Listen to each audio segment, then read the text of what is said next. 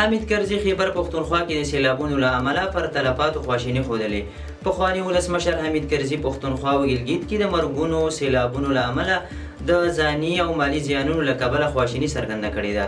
د حامد کرزي له دفتره په خپاره شوي بیان کې راغلي چې هغه د دې تلفاتو له امله د خواخوږۍ او غمشریکۍ مراتب د قربانیانو کورنۍ ته وړاندې کوي. د خیبر پښتونخوا چارواکو ویلي چې د مرګونو سیلابونو له امله د ځاني تلفاتو شمېر له 350 تنو اوښتی چې پکې ښځې، ماشومان او د ډېر عمر کسان شامل دي. له معلوماتو له مخې دا پیښې د سوات، بونیر، باجوړ، تورغر، مانسیرې، شانګلې او بټګرام په ګډون د ایالت په بېلابېلو سیمو کې رامنځته شوي دي. سیلابونو د بونیر ولسوالي تر ټولو سخته ځپلې چې تر اوسه پکې د څه باندې 200 کسانو مړینه تایید شوي او ګڼ شمېر کسان ترې تم دي چې د سر زیان ډېرېدو اندېښنه زیاته شوې ده. د پښتونخوا وزیر اعلی علي امین ګنډاپور له سیلاب ځپلو ته د عاجلو مرستو رسولو ترڅنګ خیبر پښتونخوا کې پرون یعنې شنبه ماتم هم اعلان کړی و.